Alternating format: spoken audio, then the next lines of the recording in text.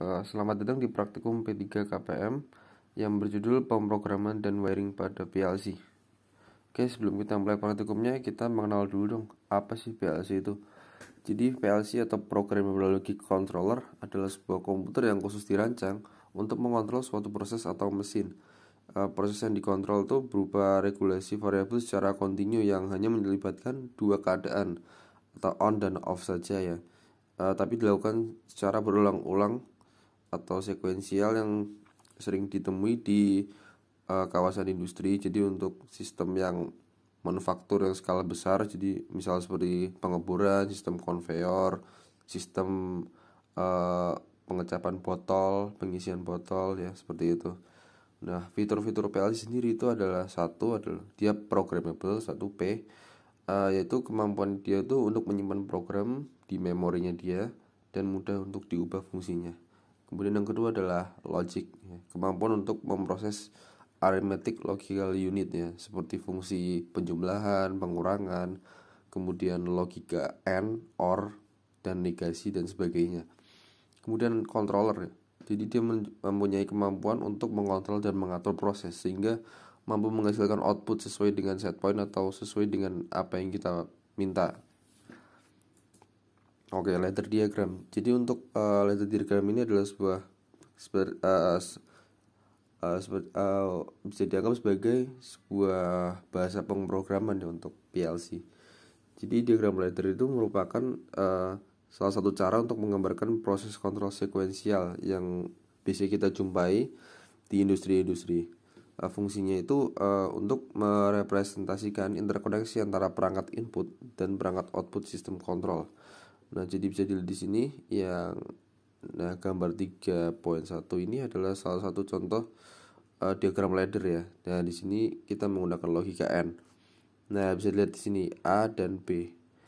A ini merupakan sebuah kontaktor yang berfungsi sebagai input ya, A dan B, dan Y ini adalah sebuah coil atau di sini kita menganggapnya sebagai outputnya.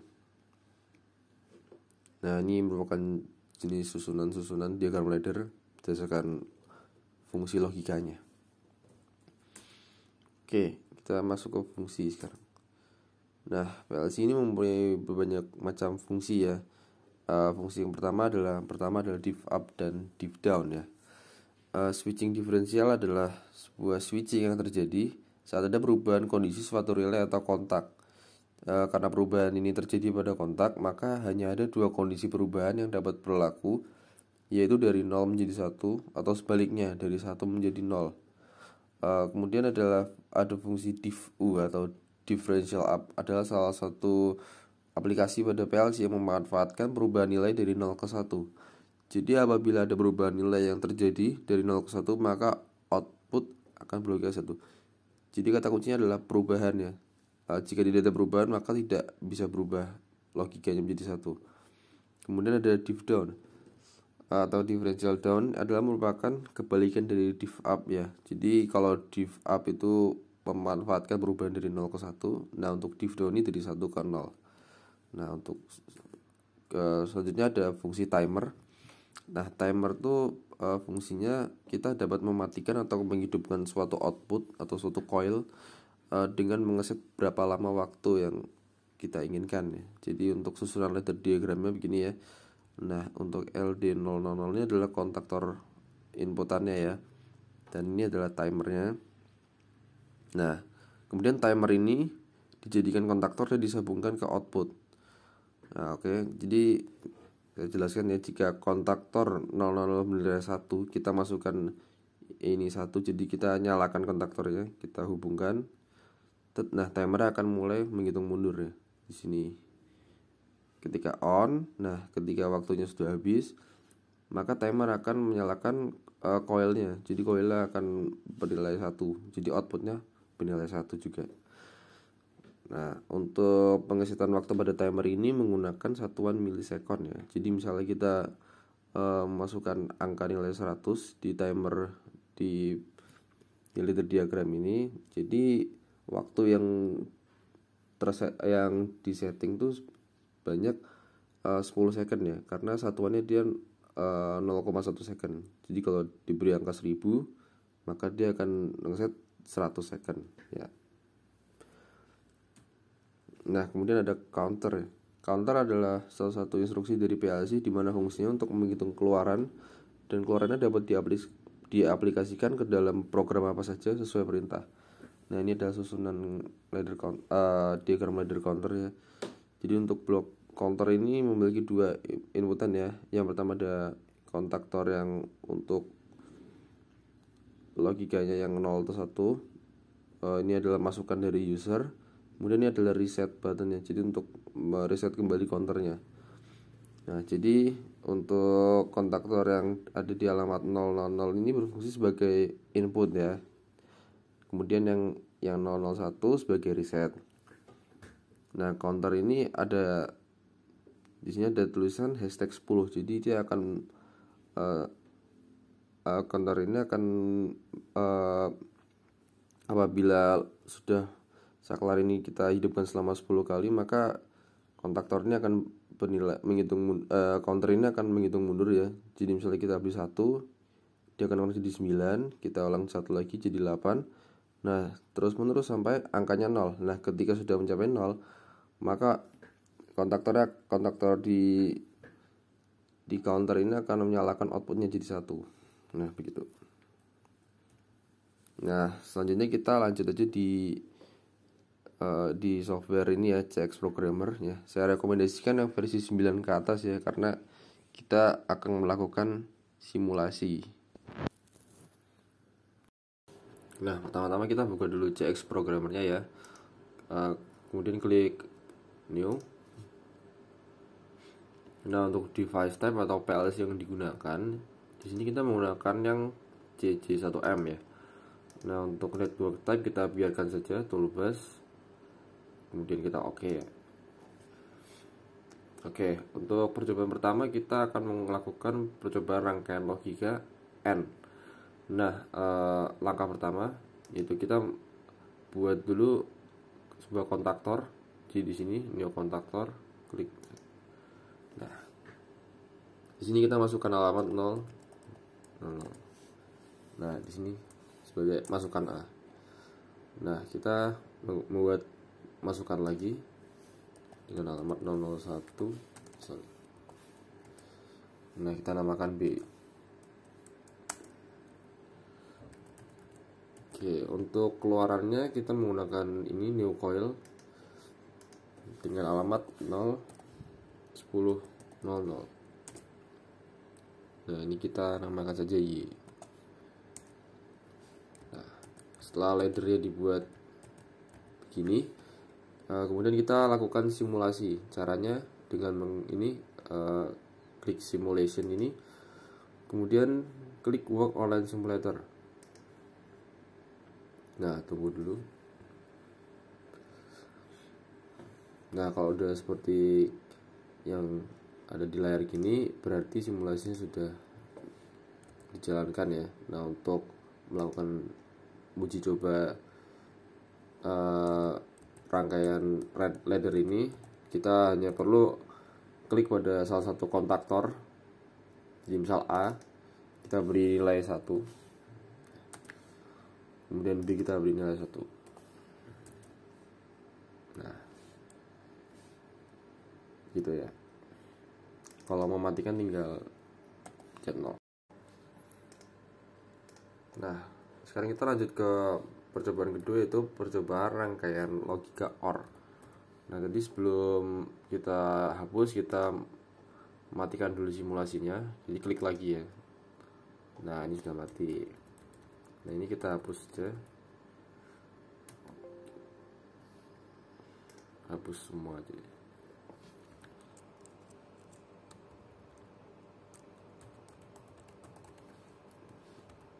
Nah, sekarang kita membuat dalam percobaan rangkaian logika OR, kontaktornya A dan B itu kita paralelkan ya.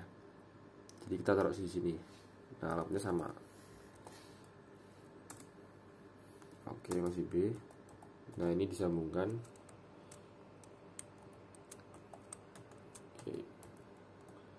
Jadi untuk nyambung-nyambung ini kita hanya perlu menekan tombol CTRL dan tanda panah ya. Jadi sesuai dengan arah CTRL dengan tanda panah. Oke, kemudian kita langsung menjalankan simulasinya saja.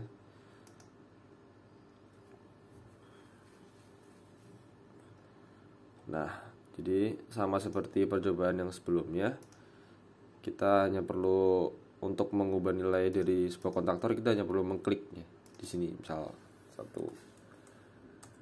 Oke, ya, jadi dicoba-coba ya, sesuaikan dengan tabel logika kebenaran yang untuk rangkaian logika OR.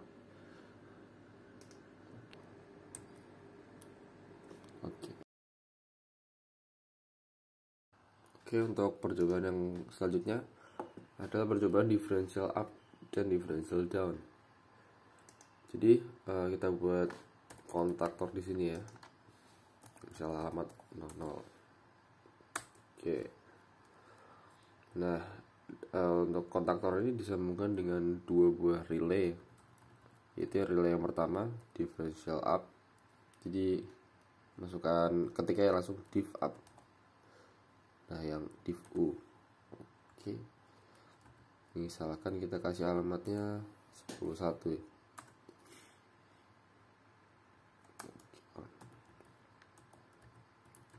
Nah, ini juga dikasih, bawahnya dikasih relay yang differential down ya, diff d berarti. Alamatnya yang 02. Oke.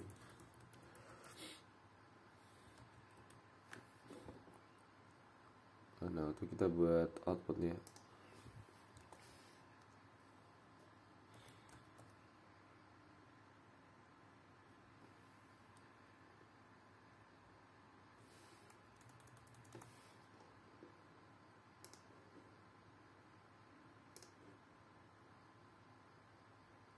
Hari ini alamatnya 200.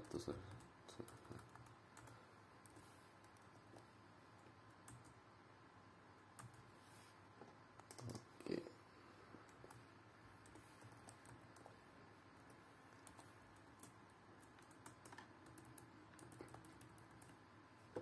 Nah,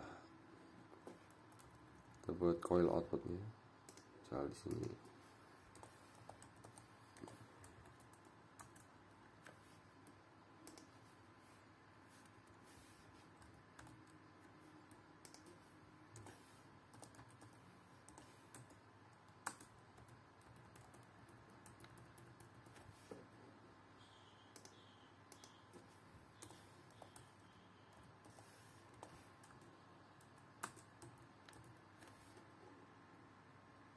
Ini kita buat N ya, untuk relay differential up nya,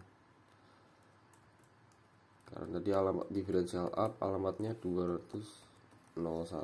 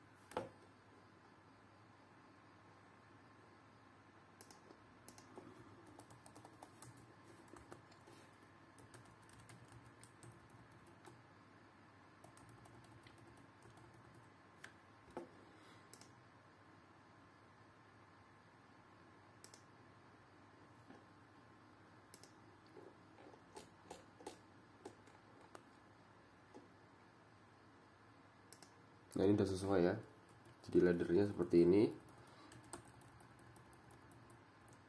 Oke, bisa kita simulasikan ya. Jadi untuk simulasikannya pakai ini, Work Online Simulator. Oke, jadi gini ya, karena differential up dan differential down itu bekerja seperti push button. Jadi push button kan memiliki dua keadaan, yaitu on dan off. Nah, untuk on-nya itu kita ibaratkan, kita alamatkan di ini coil 10.01 dan off-nya 10 di 10.02. Nah, misal kita beri angka 1 ya. Nah, dia kan coilnya akan langsung nyala ke bagian on, karena differential up itu bekerja apabila ada perubahan dari 0 ke 1, jadi perubahan positif, perubahan ke atas ya. Jadi sesuai dengan alamat ini ya, dia langsung otomatis aktif di sini. Nah, untuk mengaktifkan differential down, kita hanya perlu memberi angka 0. Ya, itu ya, dia bekerja karena tadi ada perubahan dari 1 ke 0, jadi relay differential down-nya bekerja karena terdapat perubahan negatif. Jadi dia akan menyalakan coil di 10.02, atau kita misalnya ini kontaktor off ya. Nah, jadi sifatnya differential up dan differential down itu mengunci ya. Jadi nilainya kalau nggak diapa-apain ya nggak berubah. Jadi sesuai dengan keadaan A-nya ini. Jika A-nya 1, maka on. Nah, ini harus diubah-ubah terus. Nah, ini fungsinya ini apabila fungsinya ini digunakan apabila ada sebuah sinyal ya. Jadi sinyal yang dalam periode tertentu, misalnya 0 ke 1 atau 1 ke 0 itu dalam rentang waktu yang sebentar, relatif sebentar. Nah, ini relay differential up dan differential down ini sangat cocok untuk digunakan. Nah, sekarang kita lanjut untuk percobaan rangkaian timer.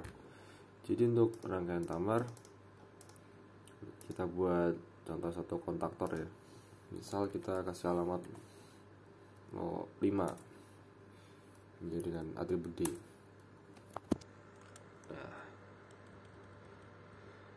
Nah, untuk timernya caranya kita hanya perlu klik kotak kosong di sini, kita klik tim. Nah, lalu kita enter, masukkan nomor timernya. Untuk nomor kita masukkan 0, kemudian enter dengan nilainya 100. Jangan lupa ada hashtag 100-nya. Lalu kita enter aja. Oke. Nah, di sini bisa kelihatan kan ada tulisan 100 milisecond timer. Nah, apa sih artinya? Jadi timer ini bekerja ini dalam waktu 0,1 second ya. Jadi 100 milisecond dengan 0,1. Jadi tadi kita kan memberi nilainya dia 100 nih. Jadi ada tulisan value-nya 100. Jadi timer ini akan bekerja dalam waktu 10 second ya. Jadi 100 kali 0,1 second. Gitu ya. Nah, untuk kemudian timer kita sambungkan dengan output ya. Kita buat kontaktor dulu dengan nama T000. Ini sesuai dengan nomor timernya. Oke, tim 1 kita sambungkan dengan coil ya. Nah, coilnya kita plus 0,06 ya, output. Oke, bisa disimulasikan.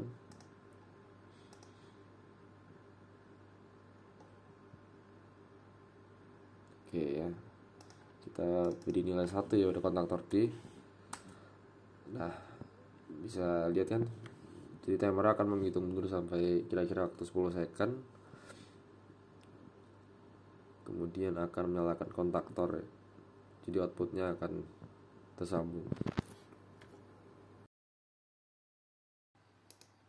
Nah, sekarang untuk percobaan selanjutnya adalah percobaan counter. Nah, kita buat dulu laddernya. Masukkan kontaktor.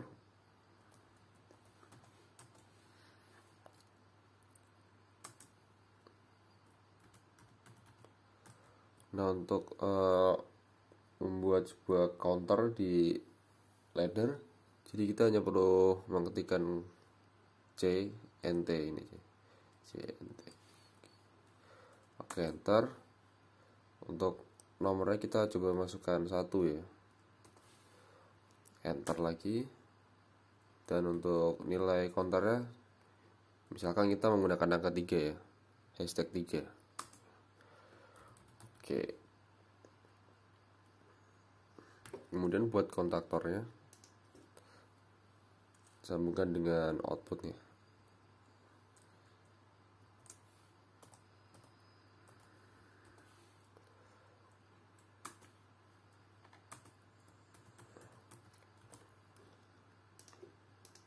Nah, untuk outputnya kita misalkan menggunakan alamat 10.09 nih.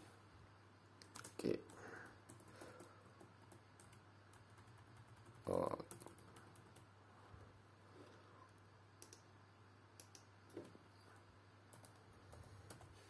Nah, ini kita juga buat tombol untuk reset counternya di sini dengan alamat 0.07. Oke, nah kita coba disimulasikan ya.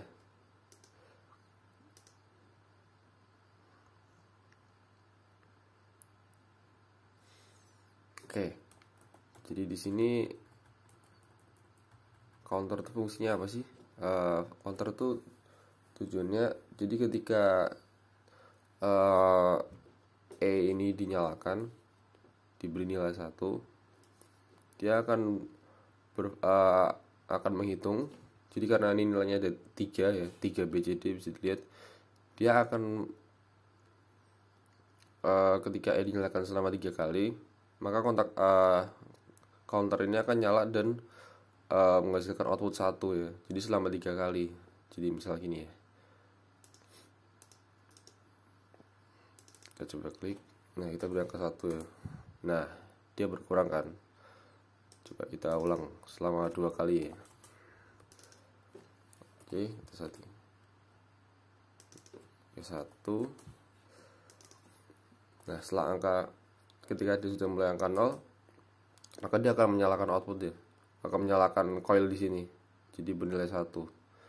Nah, counter ini bisa direset ya. Jadi fungsinya ini fungsi kontaktor dengan alamat 0.07 ini untuk reset counternya. Jadi jika diberi nilai 1, maka counter akan kembali ke kondisi semula. Nah, oke. Nah, ini kita matikan.